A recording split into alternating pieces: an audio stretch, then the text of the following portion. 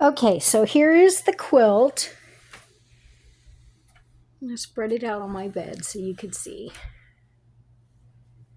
And then here's the window frames, and they go all the way down until I get this big border here. So this was the panel right here. And we did not have this collection still at the store when I was working there. So what I did instead was I pulled out my colors and my themes for my composition. So the main composition is going to be flowers and beehives. And then the colors mainly are going to be these autumn colors here. I have the yellow, I have the burgundy, and then I kind of like have this pink. Now I didn't have the full collection there, but I did have a couple of the collection items, which was nice. For example, this floral right here are these flowers, and also these ones. And you can see the pattern built into these. Looks just like the patterns they built into these with the dots and the fun little colors here. This is the green color wave I was telling you about. So this one actually pulls out all of these nice colors, and you can see the vibrancy here. And then these other ones here, this one was a really pretty rose pattern that I had in the same colors theme as the rest of the quilt, so I went ahead and took that.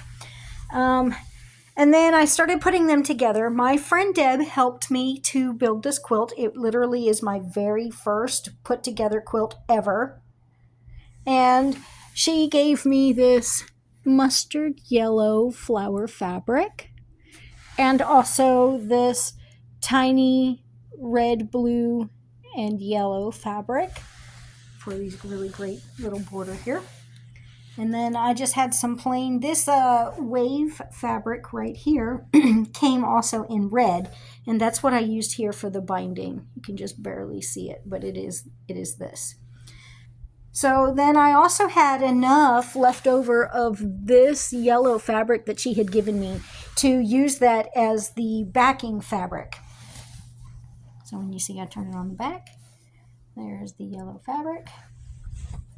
And this quilt came out beautifully by using some of the coordinating fabrics, this one and this one as coordinating fabrics, and then picking out some of these other colors and choosing my own fabrics. For example, this bird one right here,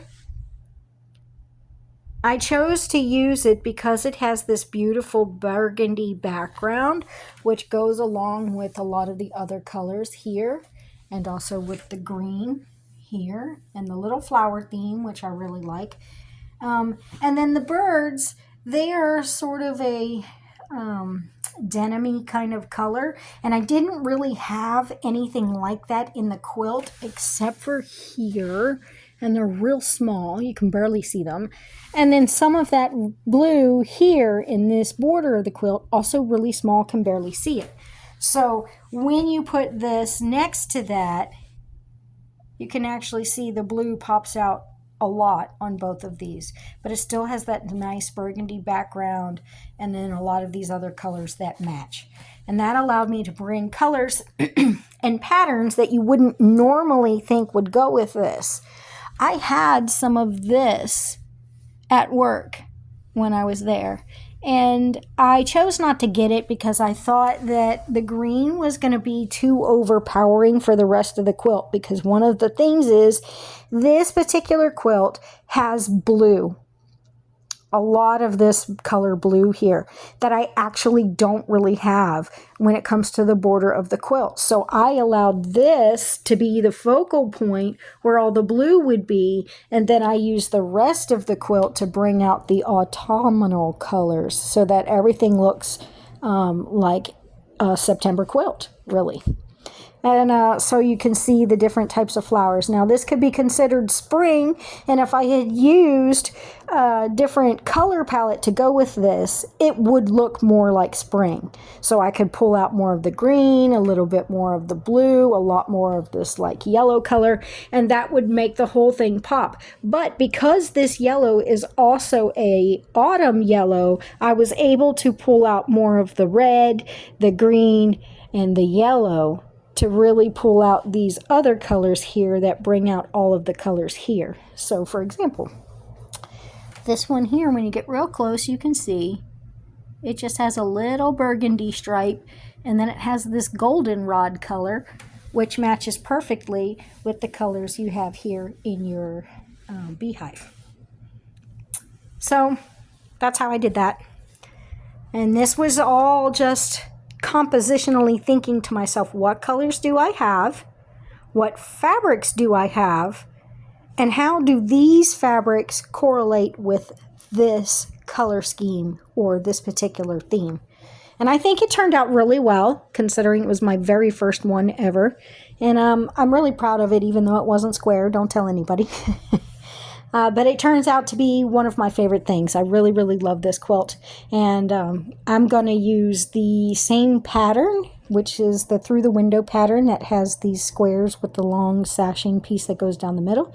I'm going to use this pattern again with a different set of fabrics to see if I would like to change the size of the panel inside, which will actually increase or decrease the width or the length of the quilt based on what you're using as your centerpiece. When I made this quilt, it turned out that this panel was actually too narrow, so I ended up having to put a long strip all the way across here, even further across, because it was only supposed to be from here and then just have a border over top of it, and it was too narrow and I needed it to be longer and wider.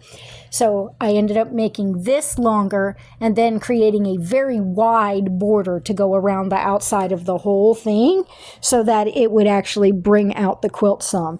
Because initially when the pattern was out, this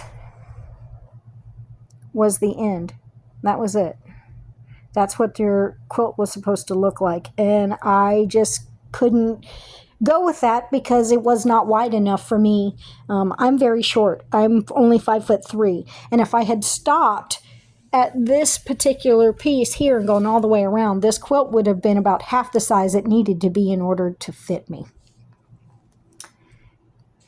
Okay, well, I'm not going to take up too much more of the time. I just wanted to give you a beginner's understanding of how you would take a quilt with different patterns and colors and how you can compose a design that would look really good.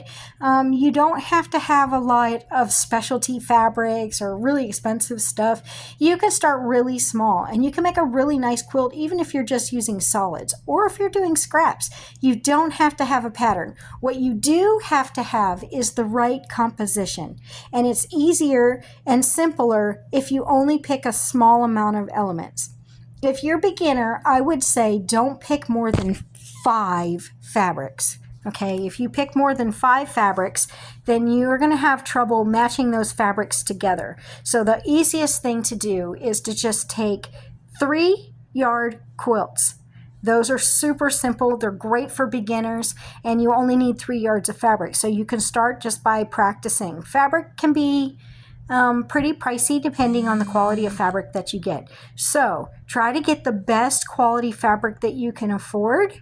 But if you're just practicing, cheap $3 or $4 fabric is no problem at all. You're just using this for practice.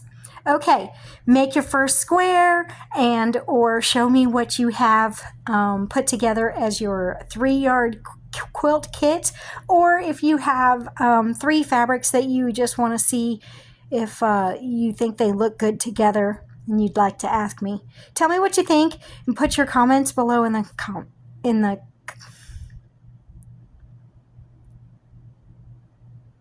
Tell me what you think below in the comments. Bye.